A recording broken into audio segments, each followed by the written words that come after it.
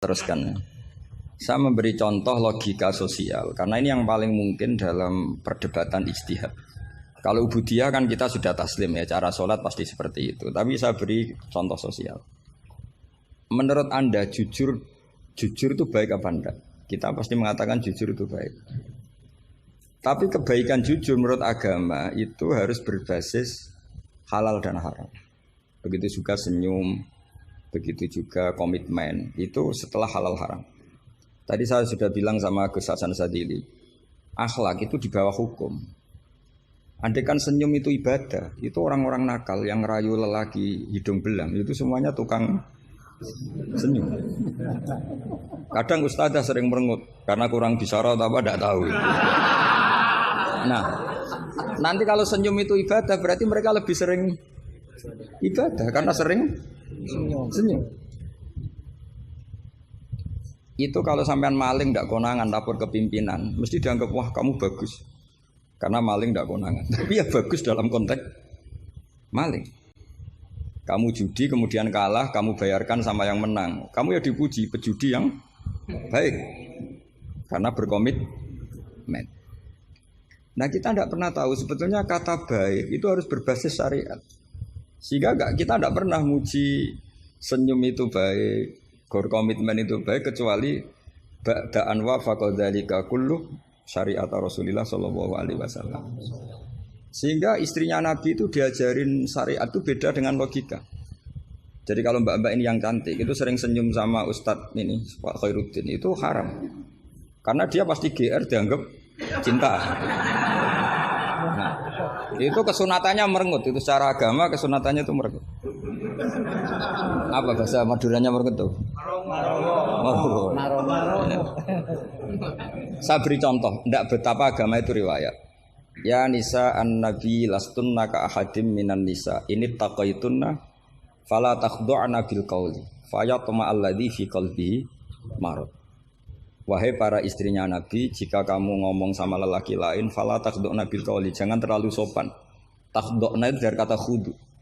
Karena kesopanan seorang perempuan cantik pada lelaki yang enggak benar itu mesti ditafsirkan yang macam-macam. Jadi kalau mbak-mbak cantik bilang, monggo Pak Ustadz Khairuddin mampir ke saya. Wah pikirannya, meskipun Ustadz itu mesti pikirannya kemana-mana. Padahal tujuannya mbak-mbak itu mau tanya bab istikhadah.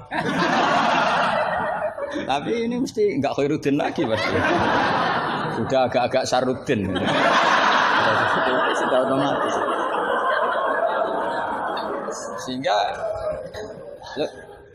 Sehingga aturan Quran jelas. Kebaikan khudu, kebaikan sopan itu harus ada ukurannya. Karena takutnya fayatma alladzi fi qalbihi marad. Orang yang hatinya sakit melihat senyumnya perempuan yang niatnya sopan sekalipun ditafsirnya yang macam-macam. Itu juga fiqhul Quran.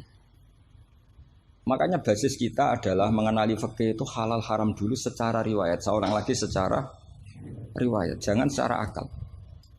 Kalau selalu pakai akal, mungkin kita naif. Misalnya begini, ayam yang menurut misalnya pakar kesehatan dianggap terindikasi flu burung.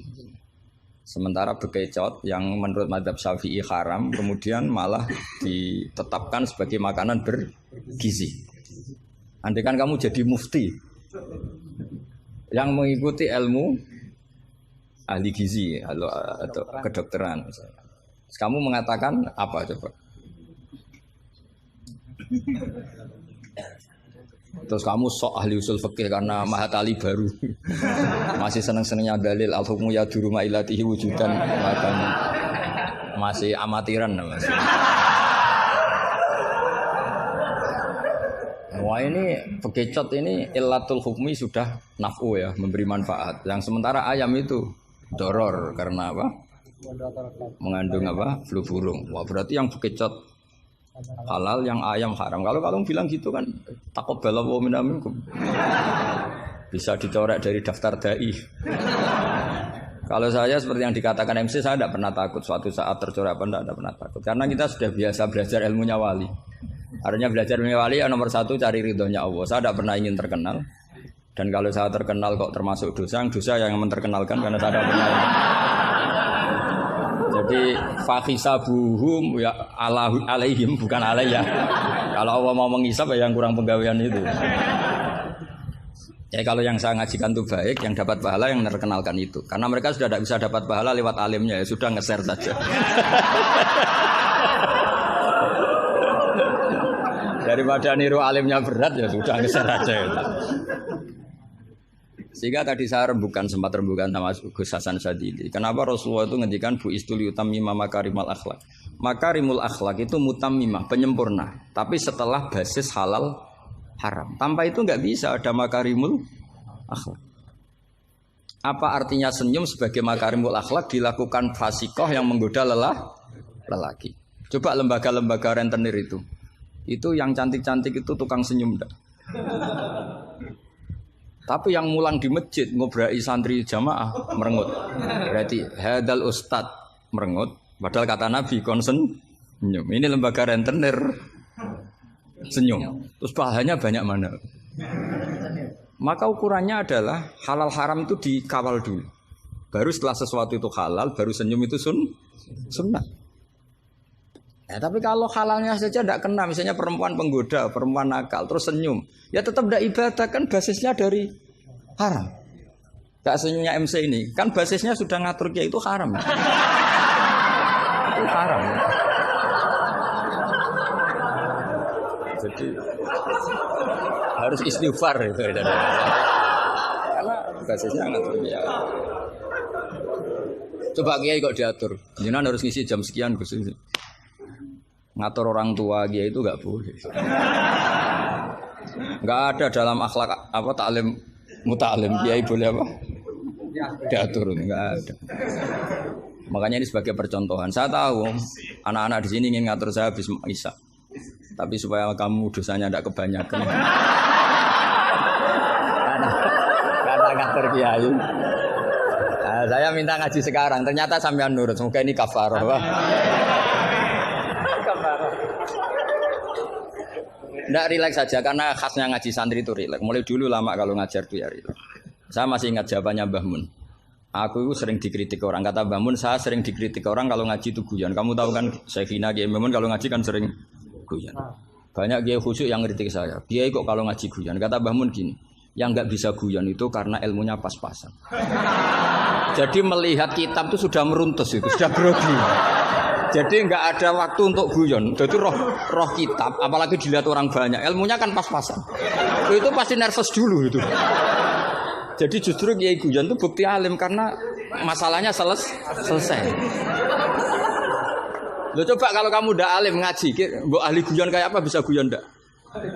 Oh meriang ini ya jibu taya jibu ini. Sudah pusing. Ini ala kulli mukallafin apa mukallifin sudah pusing lagi. Lama-lama tadi faman mau kote sapane wong saraka nyolong sapa man albedo tak ing anduk. Sampai muridnya bingung. Pak, saya punya anak endok. Karena ejaan Latin itu kalau tulisan pegon itu anduk sama endok itu sama. Dia bacanya albedo itu bukan endok tapi apa? Anduk. Terus kata kiainya karena agak mau kalah. Kan sama, nyuri telur ya haram, nyuri anduk ya haram. karena agak mau kalah ya. Karena temanya mencuri apa? Mencuri endok sama anduk kan? Sama-sama haram. Yang repot walillahi mulkus samawati wal ardi, Allah punya langit wal ardi lan bom. Karena dia bumi, dia bacanya bom. Ketika diprotes ya sama. Langit dan bom kan ya sama milik Allah. Wah ya repot. Ada orang seperti itu. Jadi untuk mengkaji fiqhul Quran itu pastikan status halal haramnya dulu. Tanpa itu basis makarimul akhlak tidak bisa. Seperti tadi, kesunatan senyum bagi seorang perempuan itu harus berbasis halal pada orang yang halal. Kalau ndak ya tadi fala takhdu'ana bil qauli fayatma alladzi fi qalbihi. Kalau istrinya Nabi saja punya aturan nggak boleh senyum-senyum baik-baik sama lelaki yang nggak jelas-jelas begitu. Apalagi yang nggak istrinya. Itu sudah tak tafsirkan. Dia tadi mbak-mbak yang senyum pada Ustadz Khairuddin mau tanya istikhadah, tapi mesti GR-nya ini. Wah berarti seneng saya. Itu kan parah. Itu fayat ma'alladhi fi qalbihi marad. Kalau marodonya santri paling banter ingin dinikah. Kalau marodonya orang nakal, kan lebih dari itu keinginannya itu. Nah makanya ngaji fikih itu harus minimal itu ya mu'in, i'anah itu setengah hafal. Kenapa saya syaratkan setengah hafal? Kata ulama-ulama, belajar ilmu itu gampang. Kata beliau-beliau itu at-ta'ahul lil torfi, ya, belajar sebagian tapi sampai ta'ahul, sampai ahli betul. Sumal ihtidak bibagihi. Kemudian dari kamu ahli itu pola-polanya akan kamu ketahui. Karena ilmu itu mesti polanya sama. Ya polanya itu sama. Misalnya begini, hukumnya bohong itu apa? Tidak sama jawab, hukumnya bohong. Haram itu termasuk amatir teman. Belajar usul pakainya apa? Keliru. Kalau kamu jawab bohong itu ada yang wajib. Ada perempuan mau diperkosa sama orang fasik, lari sembunyi di rumah kamu. Terus orang fasik tadi tanya ke kamu, apa ada perempuan ke sini? Kamu wajib bohong atau wajib jujur? Wajib bohong. Makanya ini salah asuh ini mesti dulunya ini. Maka kalau dalam analisis usul fikih al-kitsbu ya'tarihil ahkam al-khamsah. Dalam bohong pun ada ahkam al-khamsah. Dan itu Nabi sudah memberi isyarat. Tidak termasuk bohong orang yang mendamaikan dua kelompok. Ada sekian contoh yang bohong itu enggak dihitung. Enggak dihitung dosa. Makanya hadadin ini butuh riwayat. Kalau menurut logika bohong itu haram. Tapi misalnya ada seseorang fasikoh, misalnya lonte nakal. Janjian sama hidung belang. Malam ini tak booking kamu tak bayar. Itu wajib nepati apa wajib ingkar itu, Pak? Kalau kamu bilang nepati janji itu wajib, berarti ini wajib. Maka saya bilang tadi saya bukan sama Gus Sadeli. Coba ajarkan bahwa baiknya nepati janji, baiknya senyum itu harus berbasis halal dulu.